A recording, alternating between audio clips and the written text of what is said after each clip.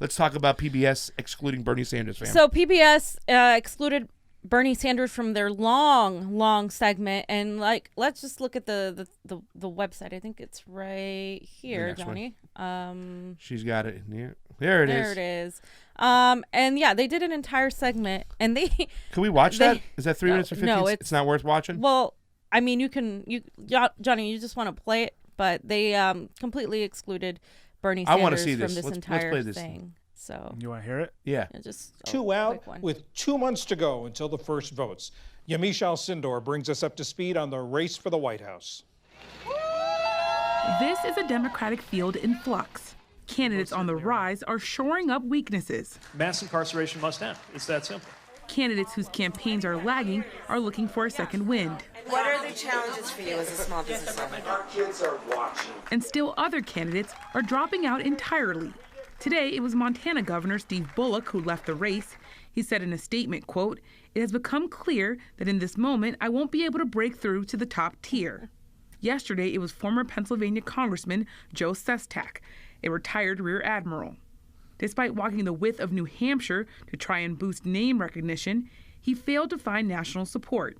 We have seen Americans pitted against each other. South Bend, Indiana Mayor Pete Buttigieg hoped to build on his strong standing in Iowa with a weekend church visit in North Carolina with the Reverend William Barber.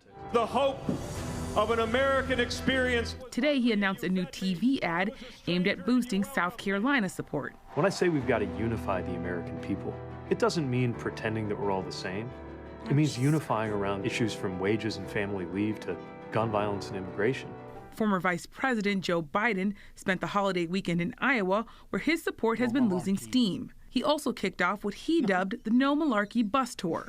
He stressed his #1 priority, defeating President Trump. Put the link of it's aptly named. The reason we named it No Malarkey is because the other guy's all lies. And so we just want to make sure. All right. So, the No Malarkey Bus Tour, fam.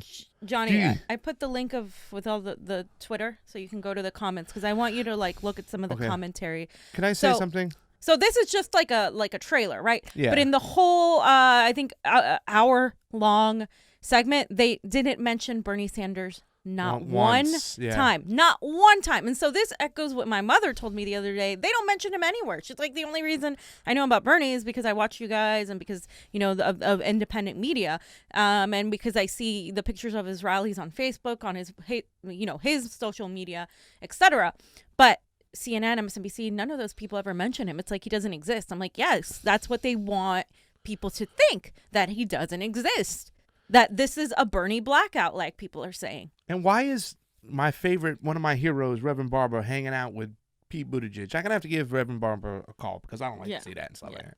I mean, I know Reverend Barber listens and talks to everybody, all candidates and whatnot and stuff. He's one of my heroes. Right. But yeah, once again, the blackout is continued. It started right now. It's in full-fledged.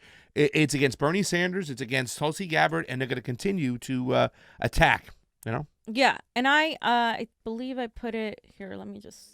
You got it? Okay. You got it? Okay. So we got some comments, right? Yes. Let me... He's going to put it up right here. Here it is.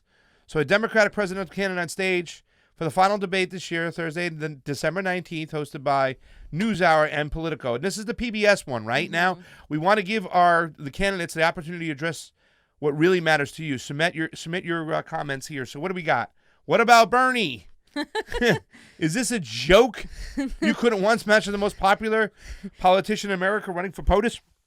I mean, do your effing job. You have one job. Do it. I mean, it's just a scroll. It's comment after comment just going after them. But I thought this PBS debate was supposed to favor the progressives, that we were supposed to get more serious questions, that we were supposed to get out of the mainstream media freaking establishment light here, that the public access PBS was going to give us more of what the people wanted. Damn. PBS is not by and for the people. They haven't been for a long time. It's funny because PBS stands for Public Broadcasting Station. Yep. It now stands for pure bullshit. PBS not mentioning Tulsi and Bernie. I mean, they're doing this shit all the time. They are desperate, ladies and gentlemen. The establishment is about to crumble. It is about to fall. And you're witnessing it. We're winning, you guys. Yeah. We're really winning. Well, but we're winning until those freaking polls screw us, and not even polling the polls. machines. So this is what I'm not worried about, right? People are like, well, Kamala isn't polling really well in California. No, she's not. Bernie Sanders, of course, is polling decent in California. If you go canvassing for Bernie, you're going to notice the majority of people here support Bernie. That's not the problem. The problem is the electorate. The problem is those people whose votes count more than yours and mine. Those are the problem.